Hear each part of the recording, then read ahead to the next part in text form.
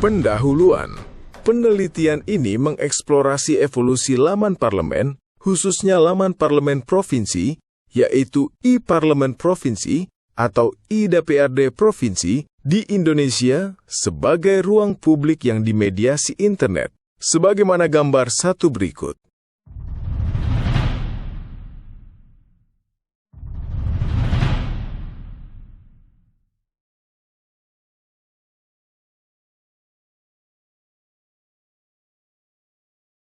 Berdasarkan kerangka konseptual pada gambar di atas, penelitian pendahuluan dilakukan untuk mengumpulkan basis data awal yang tersimpan pada tautan lampiran di deskripsi. 1. World e-Parliament Conference merupakan konferensi e-Parlemen yang dikelola Global Center for ICT in Parliament sebagai inisiatif United Nations Department of Economic and Social Affairs serta Interparliamentary Union. E-Parlemen merupakan hasil keterhubungan dan kerjasama lembaga-lembaga internasional untuk menindaklanjuti amanah World Summit on the Information Society dengan penyelenggaraan sebagaimana tabel satu berikut.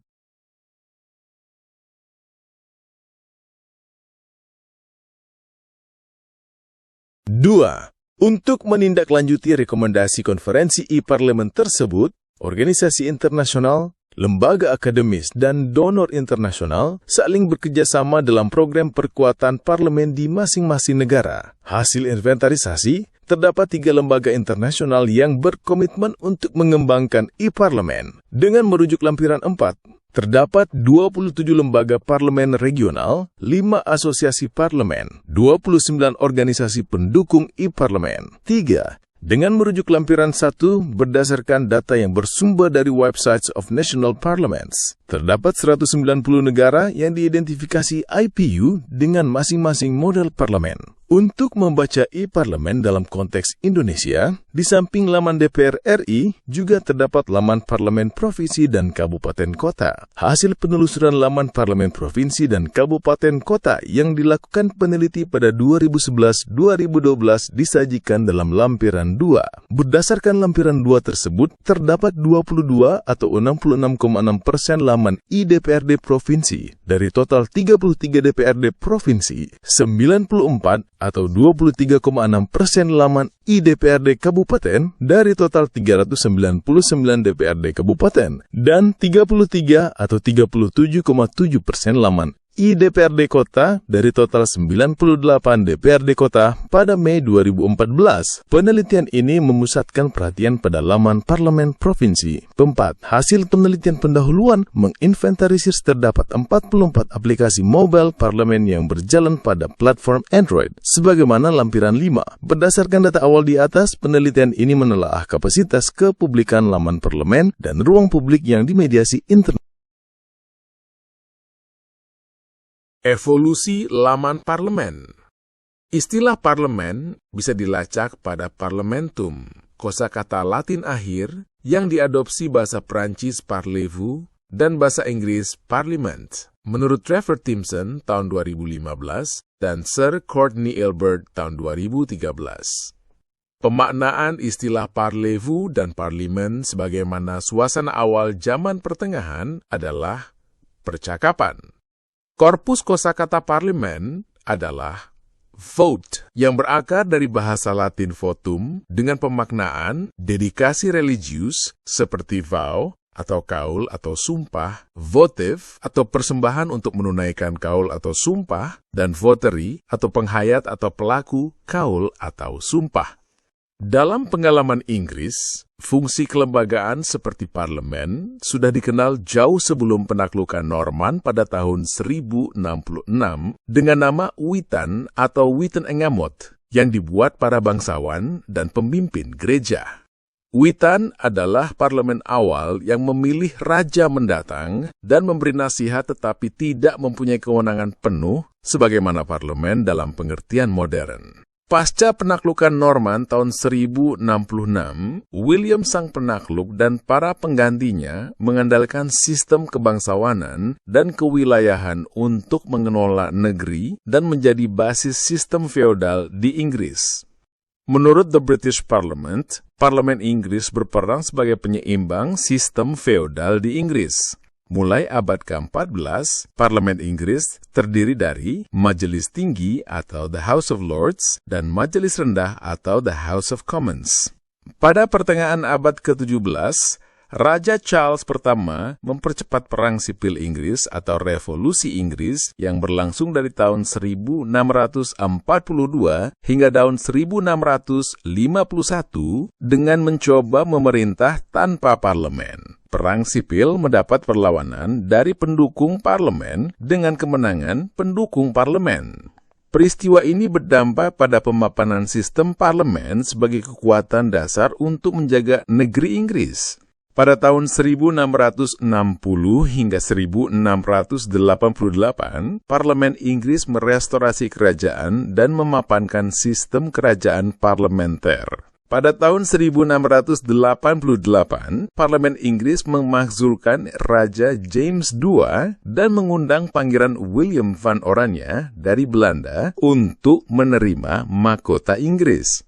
Keberhasilan Glorious Revolution yang berlangsung dari tahun 1688 hingga 1689 tersebut merupakan peran Parlemen Inggris yang dilanjutkan dengan penandatanganan Bill of Rights pada tahun 1689, Konstitusi Inggris dengan semangat mengelola peran parlemen dan pembatasan kekuasaan kerajaan. Bill of Rights menjadi cikal bakal parlemen modern di masing-masing negara dengan sistem partai politik.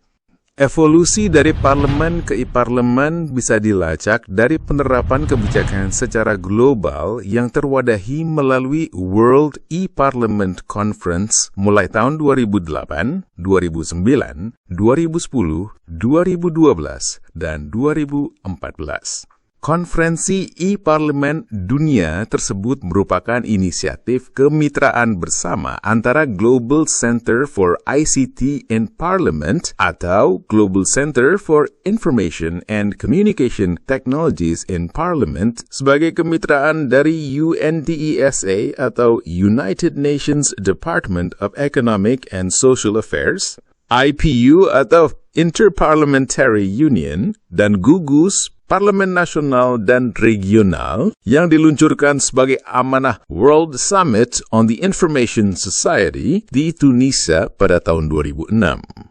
Tujuan penyelenggaraan World E-Parliament Conference 2 tahunan tersebut adalah 1. Penguatan peran parlemen dalam mempromosikan masyarakat informasi sebagai amanah WSIS, dan 2. Mempromosikan penggunaan ICT sebagai alat untuk memodernisasi proses parlementer, meningkatkan keterbukaan, akuntabilitas, dan partisipasi, serta meningkatkan kerjasama interparlementer. Kutipan tahun 2008. Panjenengan dalam tengah menyimak video evolusi laman parlemen di vlog Gebra. Video ini bersumber dari laman parlemen sebagai ruang publik studi EDPRD Provinsi di Indonesia, tesis untuk Departemen Sosiologi, Fakultas Ilmu Sosial dan Ilmu Politik, Universitas Gadjah Mada, tahun 2016 dengan pembimbing Profesor Dr. Sunyoto Usman. Jika berkenan, silakan klik tombol subscribe. Matur sembah nuwun. Sejauh ini, dengan mendasarkan pada evolusi teknologi informasi dan komunikasi, serta laman parlemen dalam 1 dekade terakhir, World E-Parliament Conference tahun 2008 telah merekomendasikan tata kelola e-parlemen dalam hal 1. Informasi dasar mengenai parlemen, 2. Naskah dan pembahasan legislasi, 3. Risalah dan kegiatan panitia tetap parlemen, panitia kerja, panitia khusus, 4. Risalah pembahasan rapat paripurna, 5. Alat untuk akses dan sosialisasi, 6. Penggunaan dan keberterimaan, 7. Komunikasi interaktif warga dengan anggota parlemen, 8. Kekeliruan dan tata kelola. Dalam laporan setiap 2 tahunan, pencapaian keberhasilan advokasi dari World E-Parliament Conference merupakan hasil keterlibatan, kerjasama, dan koordinasi di antara parlemen, pemerintah, organisasi internasional, lembaga akademik, dan donor. Kerjasama antar parlemen terutama merupakan faktor kritis untuk keberhasilan penyelenggaraan konferensi e-parlemen dunia. Investasi teknologi informasi dan komunikasi membantu perkuatan parlemen, yang dengan cara demikian akan meningkatkan good governance dan demokrasi, serta berkontribusi terhadap pencapaian tujuan pembangunan internasional. Parlemen dengan keunikannya dalam penggunaan teknologi informasi dan komunikasi adalah untuk memperlihatkan nilai-nilai keterbukaan dan transparansi di dalam ruang publik, sehingga mampu memengaruhi agenda masyarakat informasi melalui pendekatan teknologi informasi dan komunikasi. Sebab teknologi informasi dan komunikasi merupakan sumber yang strategis di mana pertautan kepemimpinan parlemen dan para anggota parlemen membutuhkan tujuan dan prioritas. Basis data e-parlemen global yang lain tersedia di portal Agora.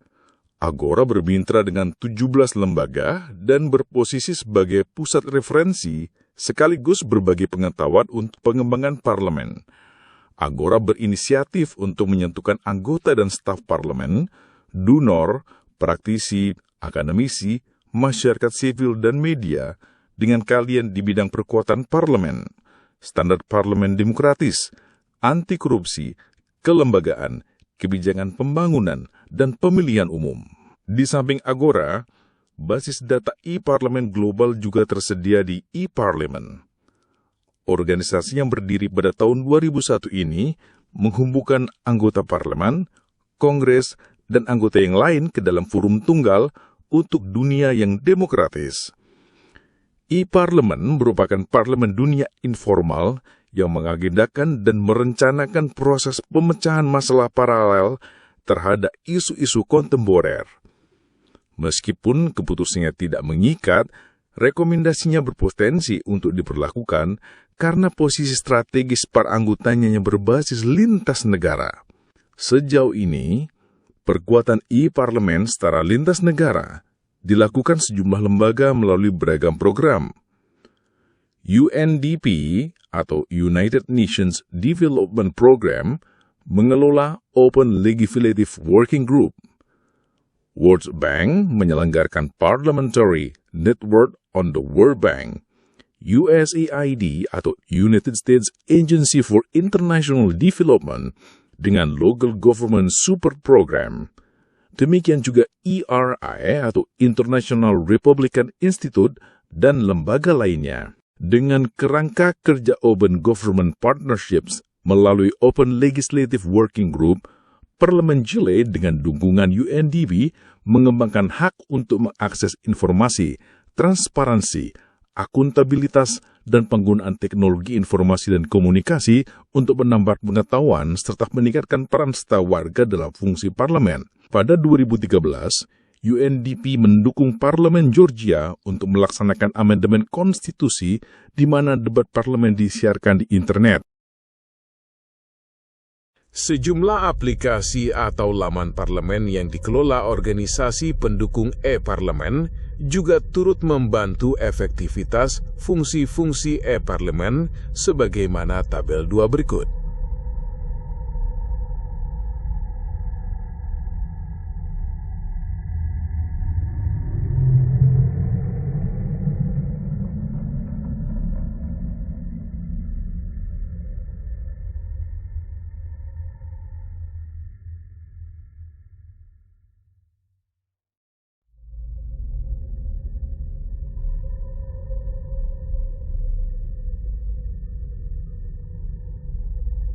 Dewasa ini, menurut Agora dan Mandelbaum, tahun 2011, terdapat lebih 190 organisasi pendukung parlemen yang beroperasi di lebih dari 80 negara. Dukungan keorganisasian dilakukan dalam bentuk monitoring dan inovasi e-parlemen. Maraknya dukungan terhadap aplikasi e-parlemen berbasis internet di tingkat global merupakan konsekuensi dan saling pengaruh meningkatnya penetrasi internet, penjualan telepon genggam di generasi smartphone, dan sebaran infrastruktur teknologi informasi dan komunikasi. Dalam pernyataan e-Parlemen, keterhubungan antara isu-isu global yang diangkat di sidang-sidang e-Parlemen yang direkomendasikan tindak lanjut dan rencana aksi di tingkat lokal mendapat afirmasinya di dalam ekosistem seperti ini. Dibandingkan dengan program Global E-Government yang menitikberatkan keterhubungan antara rakyat dengan pemerintah, maka prioritas e-Parlemen adalah interaksi antara rakyat dengan wakil rakyat yang dimediasi internet. Menurut Jeffrey C. Griffith tahun 2007, serta Jose Rodrigo Cordoba Pachon dan Alejandro Elias Ochoa Arias tahun 2010. Dengan melihat sebaran jumlah e-Parlemen secara global, yang dalam pengalaman Indonesia bahkan sampai laman parlemen provinsi dan kabupaten kota, anggapan tentang ruang publik yang dikelola e-Parlemen semakin menguat. Ruang-ruang yang dibentuk dengan kehadiran e-Parlemen dan laman yang lain inilah, termasuk kecenderungan penggunaan media sosial berbasis internet, yang bercita-cita untuk membangun apa yang dimajukan Jürgen Habermas tahun 1996 sebagai ruang publik. Sebagai bagian dari perkuatan tata pemerintahan, evolusi dari e-Parlemen ke e-Parlemen juga diharapkan menjadi media agar warga mudah memperoleh akses informasi publik dan interaksi dengan parlemen yang dimediasi internet. Demikian halnya, sebagai tool maupun venue, e-Parlemen menjadi dasar tegaknya asas keterwakilan di ruang publik yang dimediasi internet. Sebab tugas utama wakil rakyat di parlemen adalah mendengarkan aspirasi rakyat dan merumuskannya ke dalam pelaksanaan fungsi legislasi, penganggaran, dan pengawasan. Dengan atau tanpa e-Parlemen, menurut Imam Samroni tahun 2007, fungsi untuk memelihara kontak dengan konstituennya dan melaksanakan fungsinya menjadi imperatif kategoris. E-Parlemen sebagai kajian e-government di Indonesia masih sedikit, apalagi pada e-Parlemen provinsi. Oleh karena itu, penelitian ini membatasi pada hal ihwal ruang publik di e-Parlemen provinsi yang dikelola administrasi, dalam hal ini Sekretariat Dewan, dengan sudut pandang Habermasian.